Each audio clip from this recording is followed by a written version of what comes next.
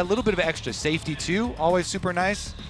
Plus they've got Jinjia on his Xin Zhao, you know, with the extra support from Karma there from Maple. So I think PSG pretty comfortable as far as this draft. And there we are. I know me some Bwipo, man. I know me some Bwipo. Let's go. Something about European-based top laner, European-born top laners, and Olaf top as an answer to things. You know, it's Adam and Bwipo just like, yep, this is what we do. We slam the gods as often as we can. Especially after coming off of a massive carry game, I'm like, there's no way he's not going to play. He got the confidence, man. You got to give him credit for it. It's also so good with, you know, Sejuani. I feel like a lot of the early picks here for FlyQuest kind of telling. So. Definitely starts to go aggressive because whenever you have, you know, Olaf, especially with Sejuani type of thing, and a hook champion on your team too, there's possibilities of cooking. Does not appear to be any cooking going on though. The possibility of a cooking. You've got the frying pan out, there's oil on the side. It's like, oh, are we going to cook? It's a possibility. I mean, Woody could jump in there. You know, Rel's got, okay. Okay, Busio, I've been nervous around Busio so far this series. There's a tentative fry-up happening right now. Okay, he gets a little visual confirmation though. I'm just stuck thinking of different ways of saying possible cooking now in my head. The whiff of a bake. The whiff of a bake. Okay. the scent comes wafting in through the window or something. Is that actually a cake being baked? It might be. It's a possibility that it's being cooked. All right. Well, it looks like it's going to be our first standard setup here of the series. Bwipo. Now this. Every jungler has become very well accustomed to the annoying top laners always coming in, invading them. You know, things like the Olaf or like, you know, when they do Quinn counter picks and stuff like that. It's so annoying if you're starting on your blue side, and Bwipo does go in for the kind of invade there and gets that all-important ward down on the blue buff, plus a little bit of chunk damage onto Aji early on. Inspired was spotted on the ward placed by his Razor Beaks as well, though, so Inspired's general position on the map will be known by PSG. Not as much as Jinjia's is known because he's just directly on a ward as he clears away that blue. Waving the top lane for Bwipo in a pretty good position. Mid lane just even as well. Woody and Betty were able to get a good trade early on in this bot lane, and because of that, Busio and Masu accept they're not going to get level 2 first, just back away, let the wave push into you. I just want to really hit home the importance again of that invade and of that ward, especially when you're in this matchup like Bwipo, and you can see him on screen right now too. His forward positioning against Aji here, slowly building a wave, he's slow pushing it. You need to know that enemy jungle is pathing away for you. And so he guarantees that information by going for his level 1. Bonus, he got some chunk damage onto Aji, which was very nice before going to lane. But really critical that he knows for sure Jinjia is pathing away from him, because again, Jinjia has been so big, you know, at blowing open games, and you don't want a Xin with an early lead and a Karma mid facilitating him, running around early game snowballing. So nice stuff there. It allows Bwipo to build up his slow push on the Olaf. You can see he's going to have a big crashing wave up on top side very shortly. Going to help him really make the most of some of these early advantages. And he's a really big fan of 2-item Olaf coming in and taking over team fights. So I'm sure most of the NA fans are a big fan of 2-item Olaf coming in and taking team fights as well. Especially right now. Hoping for it in this game. Interesting parting by Inspired. He actually went down to his Gromp and Blue and then went back up to the Wolves in case Jinjia was looking for an invade with the push that Betty and Woody had. Now he parts back round towards this bottom side. You can see Jinjia steps in after doing his full clear. Nice read. It's really good read. Really good read. Inspired here. Hovering around. There they go. On the ward. Takes the crab. But Jinjia on vision once again, and that's exactly where FlyQuest want him to be. Ward placed as well by Jensen up towards the top side Scuttle Crab, so in case Jinjia decides to reset and go for that, they'll know where he is. Jinjia steps in. Reaction by Busio. Inspired. Stops his speed. Busio hooks the wall. Still, Jinjia's going to get across the wall. Double flash out from FlyQuest as well as they look for more, and Jinjia falls for first blood. The hook on the wall answered by Busio flashing for the root. Honestly, Busio's been supplying some nice comic relief in this series. They still get the kill. That wall deserved it, okay? They still get the kill, and he didn't flash into this one. Yeah, that's true. That is true. And honestly, though, you know, still getting the kill and getting the kill credit onto Masu here. But Busio has no flash now. He's locked up, stunned up, and rooted by the PSG bot lane. Woody falling low, red buff on Masu. Masu still has the flash to get away. He can even keep trading on here. That's very good if you can land that arrow. Betty forced away. Masu with his second kill of the game. Yeah. Fully stacked lethal tempo with your minion wave with your double buffs. Yeah, pretty strong. That is a little terrifying. Don't want to continue that trade. And going for the 1-for-1 there, Busio, after he was committed and in, making a good use of the aftershock. Meanwhile, top side, both junglers finishing up here is just going to be the recall for Junjia. And Inspired finishes up his recall as well. Good start again for the FlyQuest bot lane 2-0 on Masu. Whippo stepping across here. Canceled his. Whippo pops the ghost, and Woody comes in time to land the knocker, but look for the Q3 as well from the 3-talent spike, knocked back. Aja with the Pathmaker able to kill off a FlyQuest top. Hex flash from Busio behind the wall here. Maple does have a flash of his own. Woody's coming in from the top side. Don't chase. Don't chase, says Kobe. Object permanence is a lesson that will provide a lot of dividends when you're playing League of Legends. They know that their top side just got ganked by enemy support, so don't chase. But I love playing peekaboo, Kobe. You know? Exactly. Yeah, that timing window though, that was very smart for PSG. You know, Junjia like cancels his recall just to go for this small timing window on the roam from Woody up, and Whippo ventures into the river, so they got the perfect engage there. Just the edge of the rail crash down, tagging Olaf. And Whippo also used his ghost, so that is going to provide a lot of relief to Aji. Definitely is. Played his steel caps first for Masu in the bot lane. Just trying to survive through Betty in the laning phase. Ginger once again on the grubs, seeing PSG be a much more grub-focused team rather than a dragon-focused team. FlyQuest will take the first of the game. The grubs for Ginger, all three of them will go down. Honors even across the board between these two teams. 2 kills to 2. A neutral objective for a neutral objective. Gold basically even. A lead for Masu in the bot lane. Only 100 gold as well because of the extra CS that Betty has been able to pick up. Busio flashes. Good block by Woody, who can just dash away. Busio has the aftershock for now. Masu stepping in, continuing to trade. Good shot there with the piercing arrow. Junjia is coming straight from base right now, down as well, because he's got his Krugs up. So if they do another one of these little fights on bottom side, there's a control ward and tri-brush. He has options there. If it looks like it's going to be nothing, just do his normal clear. Krugs are up. Remain efficient there. Meanwhile, Inspired on the top side. Sejuani, #1 goal right now. Get that level 6. Yeah. Finish up on his top side camps clear. Get his level 6 for the Sedge. And then you can start to make some moves here. Maybe give something to Whippo. I know Whippo talked about a lot too. He's super fine just farming up there on Olaf and scaling up. But they also have seen some pretty big benefits of getting him any extra resources.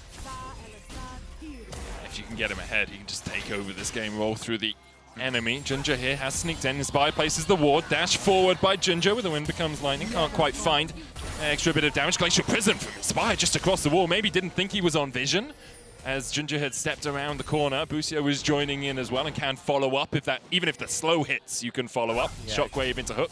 Exactly. Not going to hit though. Nice little size up there for Maple. The ward, the hero, as you mentioned. It's also, like, there's nothing you're really fighting over, right? Inspired doesn't have to make a play in the next little while. There's no objectives to be fought over. So if you burn the Glacial Prison, it will be back up, assuming you don't get forced into a fight. Yeah, I guess, like, clear your bottom side camps, then maybe make a return up up towards top side. Yeah. Now you have your Krugs into possible top gank, if you want it. Although it is hard to gank a Cassante because of how much unstoppability he has with the Pathmaker. Even if you hit him with the stun, he's like, he does. Is a champion that indexes very high into unstoppability. Into annoying, I believe. very high stat. But hey, I hit you in a hook. Nope. Hey, I hit you with a depth charge. No. Hey, you're on this side of the wall. No, now we're both on the other side of the wall. I mean, they could do one of your patented lane ganks or Inspired on bottom side. Masu has been so good as far as dealing with the pressure for rookie expectations on the international stage and having the early 2 kills here for the Varus.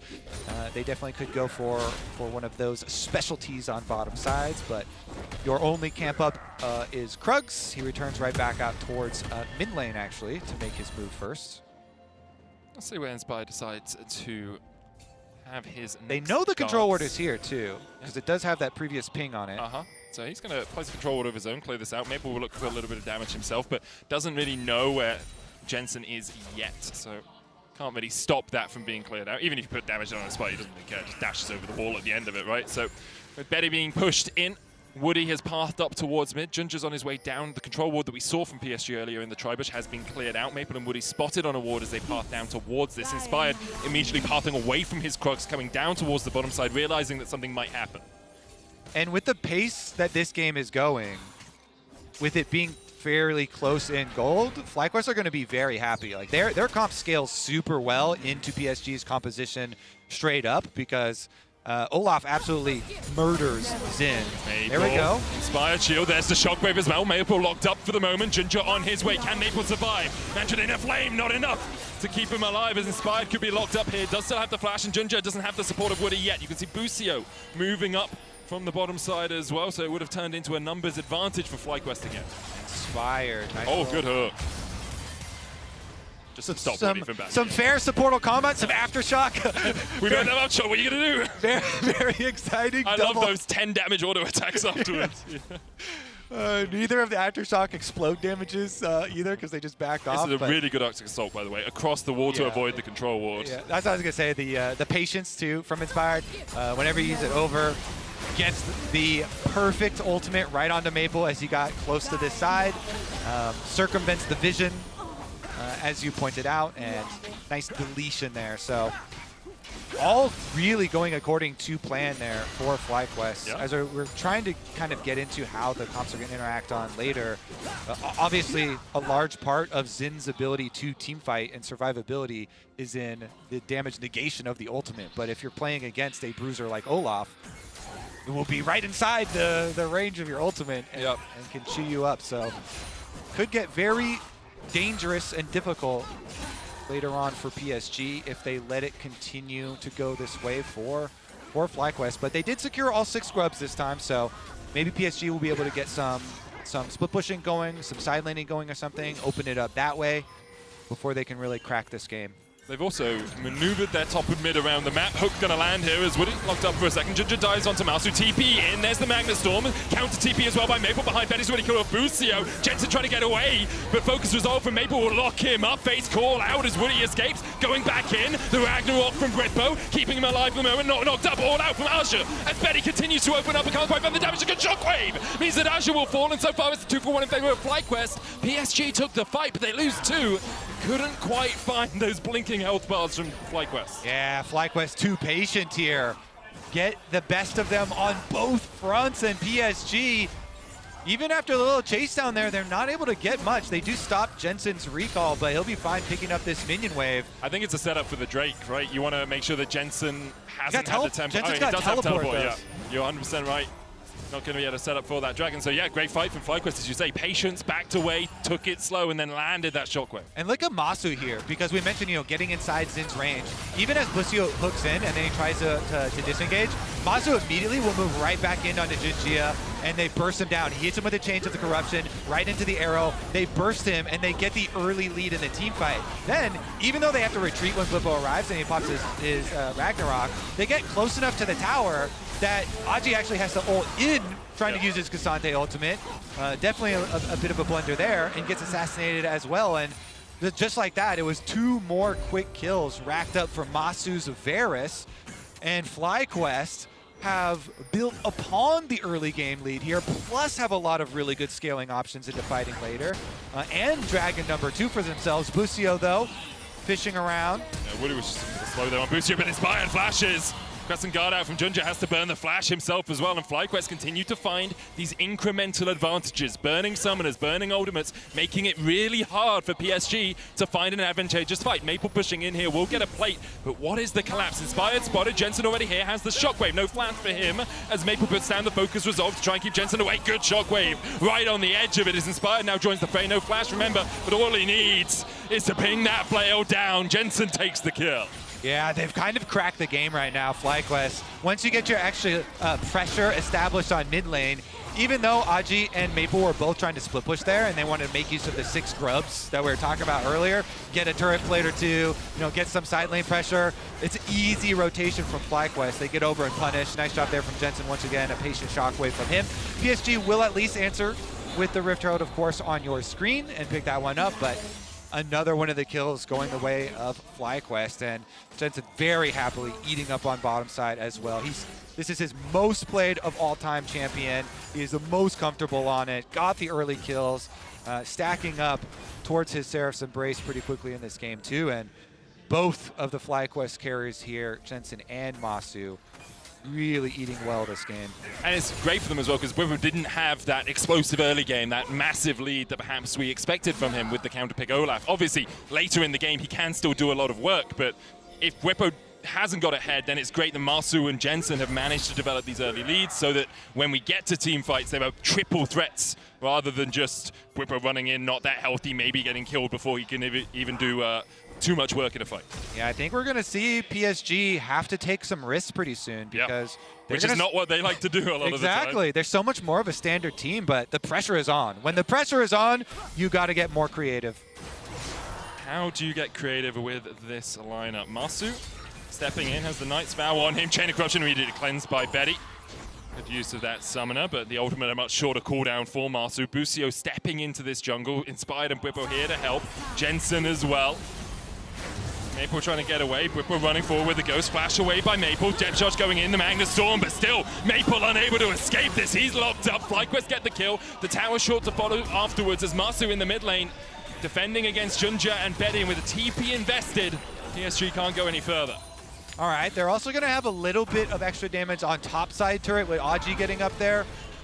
Even with the double Void Mites, though, it's just going to be a small dent. I mean, that's the thing. It's not an Urgot. It's not something that really split pushes incredibly well. So all he can do is chip away at that tower. Jensen will take the turret in the bot lane, the first of the game for FlyQuest. TP behind Jensen here. Where are you going to go? They're looking for you. Jensen does have the flash, has a shockwave as well with Woody on the chase, with Junji on his way in. I don't think Jensen has a hope in hell of escaping this one. Shockwave down could stop, but still. Jensen knew he was done for, isn't going to invest any summoners. Shutdown going over to Azure, though. I think you would have wanted to wait that and give that to Junja. Would have been a much more powerful on the Jinzhao. Yeah, definitely would have an ideal kind of comeback arc there for them, maybe. Meanwhile, it does actually cost you a little bit in the map. FlyQuest, they do kind of a similar response to what PSG just did in the previous play where they sent a bunch of people bottom. So this time around, FlyQuest are actually the ones getting the mid lane and top lane counter push after everybody goes and takes down Jensen. So it's going to be a bunch of traded towers here in the end, and PSG are getting some money, but as the map opens up, see if they can do anything with it. Teleports from both top laners have been used in their endeavors, and so we'll see if there's any sort of extra play here on Dragon's setup. It's only 40 seconds out, so now is kind of your timing. If you want your wards, you better go back and get your control wards now. Especially with the Hex Gates, you can take like 4 or 5 seconds quicker on the recall, right? So you can just get out there. Yeah. Itemization, though. Masu has the Blade of the Ruin King complete, a pickaxe and a recurve bow. Betty is wielding double bows and a sword right now with double recurve and the Blade of the Ruin King. FlyQuest in a slightly stronger position. I'd say it's still relatively even, as you can see the combat gold on the score. Average level about the same. It's only about a percentage of gold spent more for FlyQuest than there is for PSG. But in terms of how the teams operate in a fight, I would take FlyQuest's team composition over PSG's any day of the week. PSG, though, they know it doesn't get better for them, so they're going to have to force now. They teleport in, and they're looking for something special. I mean, the thing is, if FlyQuest they can just give this up if they want. They can wait. Instead, they TP Jensen into the mid lane. They want Soul Point, which is understandable, but they don't have to invest everything over this. Jensen will clear out the mid wave. Ash just going to try and step forward, has the Inspired Shield on him. Whippo still has the Ragnarok, no Ghost. Flash is available with both the AD carries alongside those cleanses. Inspired knocked back, but the damage not really sticking on FlyQuest right now as PSG just poke and prod and look for something. Hook down. Have to wait for about 13 seconds for that one to be back up. Some nice little poke here. Malignant's Karma. Maybe PSG can get some value out of the Malignant's Karma from Maple there. Got a little bit of double poke onto Bwipo and Inspired, soften up the front line. They split as they push mid lane minion wave first, then move into It's so risky though. Busio caught out, but that Olaf's going to chase into your backline. Busio falls low, flashes away. Whipper could go in with the Ragnarok, and what are you doing? You're just surrounded by FlyQuest. The Shockwave finds one as Maple falls. Azure tries to get the all-out out as Betty kills off Busio down towards the bottom side. Betty doing everything he can in this team fight to keep PSG in the game. Master has to flash away, and now Grippo is just sitting on Betty's face. Absolutely demolishes him, and FlyQuest win out the fight in the end. The Dragon low, Grippo will take it. Jensen there to join up, and FlyQuest get the Drake. They get 3 kills. Yes, PSG managed to pick up 3 of their own, but it's just not enough at this stage. And now you've got some money flooding into that Olaf. You got a little preview there of what it might be like to play this Olaf into the PSG lineup. Whippo now popped his ghost at his Shrine Breaker, running rampant there. PSG also lose out on the Dragon in the end too because of it. So here's another look at the engage, and they want to get an early lead in the health bar. They burst down Busio, but then towards the back, you mentioned it. Whipper just walks in, you know? Right on Maple. They immediately take care of the Karma, and then try and section it off here. Actually got some pretty good AoE damage off towards the Dragon, with Jinjia and Betty trying to take them down, but Betty got a little bit too close to the Viking, and Whip was able to finish off the rest of them. Azure, fortunate that Jensen and Masu didn't have any mana bars at the end of that, and obviously ended up without any health, but Flyco's very happy. They got the Hex Drake, they're on Soul Point, they are in a very strong position. As you said, Whippo now an extra layer of carry for this FlyQuest team. Yeah, so even though kills pretty even there, the objective going the way of FlyQuest, and they do feel pretty comfortable about their next setup here. Whippo now has got his 2-item power spike with the Serix Gauge, and now mid lane. By the Betty, no cleanse. Beautiful stuff from FlyQuest. They find their man and they send him packing into the dirt. That's going to be Baron Already for sure. locked up as well, 6 feet under, joining his bot lane companion in the Baron in FlyQuest's eyes. All right, they can start it up. Let's see, any kind of turn. They did use Shockwave, Nautilus ult, and Sedge ult. So Jinjia, he's not even going to go over there for a Miracle Steal this time around. He has no flash, so Xin really has no way of getting inside. That Miracle is going to be really hard unless he like snuck all the way around and got a W on there. Into Audacious Charge maybe, but they get their mid lane turret, and they just kind of have to be happy with that consolation prize and that little bit of extra gold. But FlyQuest, they've kind of made it to their dreamland now with this comp. They've got the Baron buff on top of it, and their team fight is massive. In the perfect position to close out this game. Jensen on the Orianna as well. I think I saw 2 items at a half. He's 75% win rate all time on this Orianna. Very comfortable on the champ. Crescent Guard from Ginger. The TP coming in as well. With the Chain of Corruption that locked him up first. Jensen still on the chase. No more for FlyQuest, but you burn Ginger's ult, so he can't really be that engaged tool that PSG would like him to be. And with the Red Bull Baron power play, FlyQuest just starting to push in. They'll take the mid lane tier 2. They'll path up towards the top side where they already have a wave stacked up. They've set up their lanes well to at least get 2 tier 2s out of this push, and they still have 2 minutes on the Baron as well. Rotation over to top side, and the siege continues. Baron up the cannon minions, stay pretty safe here. Even a lot hiding in Fog of War. Throw out a couple of arrows. No reason for them to overextend. Go back and spend your money first. Your team fight just keeps on getting better and better and better there for FlyQuest, so they'll be happy to play it a little slower. And Masu, I think, just got his Ginsu's Rage Blade alongside a BF sword, so he's very happy. Dragon, as you say, in a minute and a half will be sold for them. I think that's probably why they reset, because I think they had the health bars to continue a push on that tier 2, but making sure that you are in position to get mid-prio, to step into the jungle. They already have a bit of a vision line around where this red buff is, as you can see, perfectly demonstrated by observers. Yeah. You mentioned a little earlier, too, PSG were always such a better team when it was more standard, and they have a bit more scaling options for later. So this is definitely not the type of situation that they want to be in, to have to fight themselves out of. Jensen is locked out of this fight, though. He has no teleports, so maybe PSG force the play. Force something, but FlyQuest, they get right out of there. That's really good from FlyQuest, just backing out. No, they don't need to take the play immediately. Jensen on his way out of base now. Maple looking for something, can't find the back line, so Whipper just eats a little bit of his HP bar. The Hex Soul, 30 seconds away from spawning for FlyQuest. Inspired steps in. Ginger does have the Crescent Guard back up, hit with the Glacial Prison. Whipper going in with the Ragnarok, and he's starting to roll through this team. Ginger has to flash away, Chain of Corruption. Only hits onto Azure. The Face Call brings Woody out. Shockwave lands on 2 though. Magnastorm in by Woody, immediately better locked up as well by Busio. And this is a perfect bite for FlyQuest. In front of them are just pinatas to be slapped to the ground.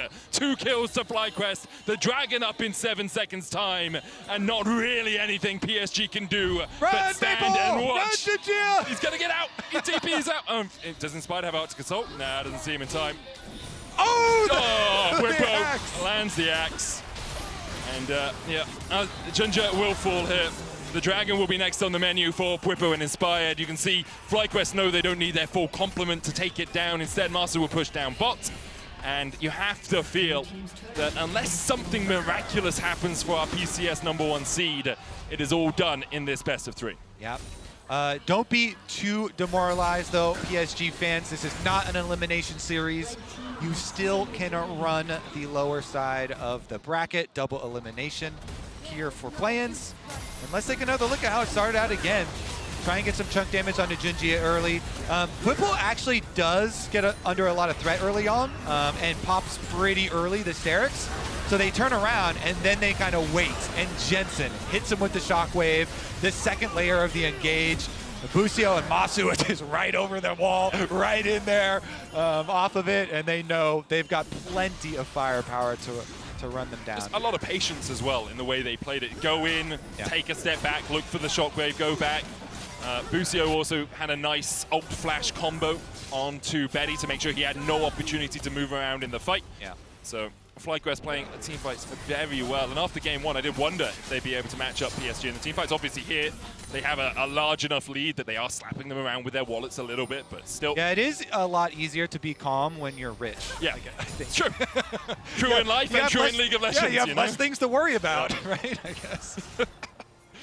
Just buy their way out of their problems. I didn't realize I'd subscribed to like philosophical economic thoughts with Kobe, you know, it's your new podcast. Neither did I. Dragon Soul picked up though as well. It's easy to buy things if you have money, guys. It's easy to be calm if you're rich.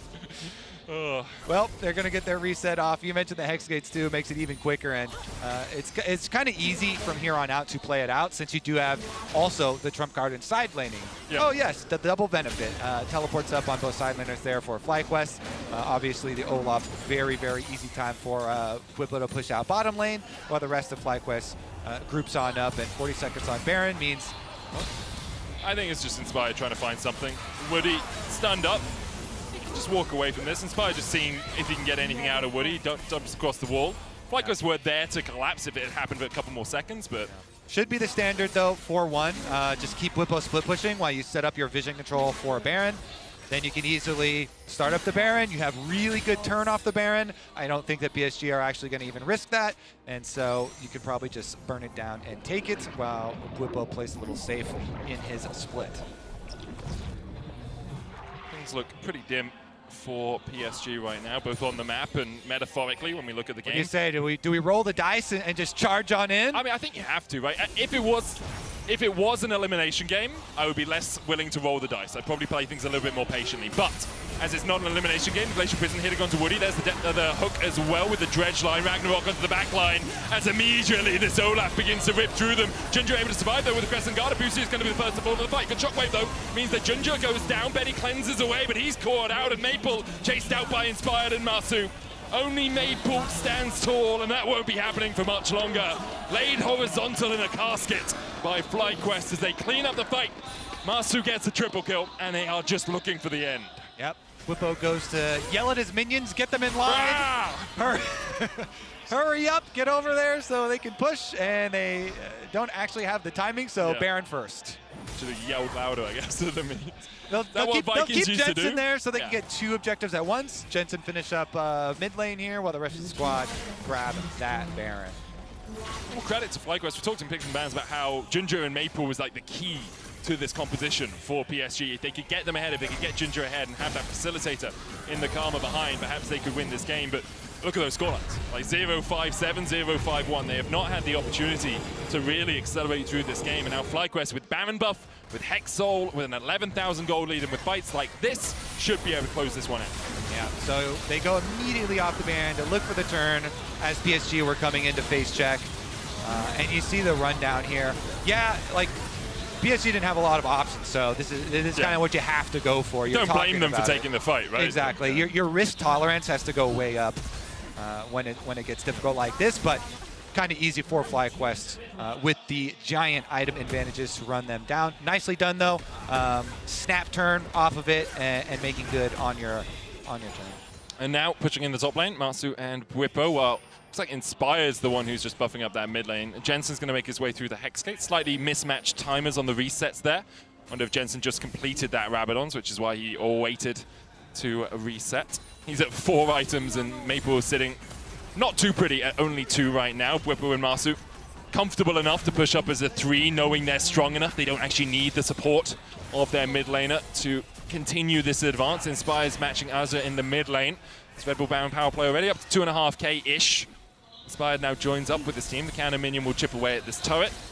FlyQuest can go back, and if they Baron buff the minions, they get quicker when they're near a turret, so you can like speed them up a little bit, but not as much as you used to be able to do as the Chain of Corruption goes down. Glacier Prism was invested as well, Junjo with the Crescent Guard, but really I think FlyQuest is just using these ultimates to get the chip damage on the tower, to get it low enough that they can step in with their health bars and with their wallets and take these inhibitors down. As you said earlier, Jensen took the mid lane inhib tower, so the mid lane inhib should be short to follow.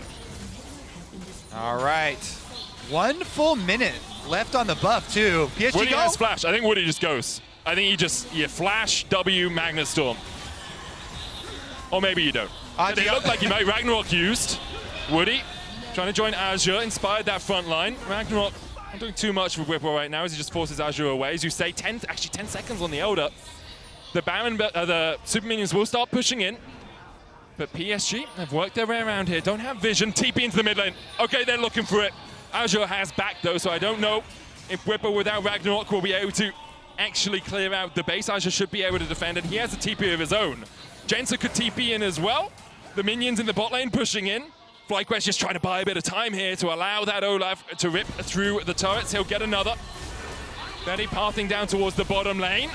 Maple TP just walked his way back as Whippo takes the turret. Maple getting chased out. Good knockback by Azure. The Elder Drake has been started though, and that's really what I want to see. Knockback by Azure again gets the shut down. The Elder Drake down to 5,000. Ginger with a Crescent Guard already used. Glacier Prism popped as well. The TP in, but Inspired smites the Elder as Woody dives in. There's 1. The Shockwave lands on 2. Inspired doing everything he can alongside Masu. Masu will fall. It's 2v3. Inspired and Jensen trying to do it all here, but Inspired falls low. Jensen finds another. Both Ginger and Maple almost beneath the execute. Another for Jensen. He gets a triple. Can he make it 4? He will. And with that, he TPs into the base to close out the series. The Quadra and the Nexus for Jensen back on the international stage, and he's gonna finish the job. It's a classic play. TP Olaf into the mid lane, take the bot lane, inhibit tower, fight around the Elder, Drake TP back, and then get the Quadra kill with the Elder, take the Nexus, win the series, and go through to the upper bracket of play-ins. Can't believe they fell for it, Kobe. We've seen this so many times. Quite a classic, just like we drew it up. Honestly, such a fun series, though. You know, PSG coming out in game number 1 with some really, really good team fighting to take back control. FlyQuest showing a couple of looks at some lane swap options. And then Whippo, really massive game from Whippo, both on the Urgot and later a bit on the Olaf. I had to say, I am super, super impressed. Masu, with, you're gonna say Masu? Yeah, Masu. you are. I mean, you got to give rookies their credit when you know, it's international stage. There's so much pressure. Yeah, they're great series. Like I think it's one of those. If you want to be nitpicky, talk about scrims and practice, and there's nothing that can match a stage game in front of a crowd, in front of an audience, and nothing that gives you that same vibe as those do. I believe we are getting ready for an interview pretty soon. I'll tell you who it is with as soon as we get there. I can see a bunch of T1 fans flooding in already too. So I wonder who's playing next. Loading up. T1, you mentioned already. Very, very scary team to fight in play-ins. I feel like whenever you think of the fastest games in League of Legends at international games, it's always T1 are the ones delivering them. I mean, you say that. The fastest ever game was Vinegary Ramen, which is got sabotaged. It's not your fault. As we take another look at the Dragon fight here. This one was a pretty important one. And that was the one where PSG trying to just rush into it and try and get an early kill in that, So that Kobe, domino effect. You've fallen for the clap.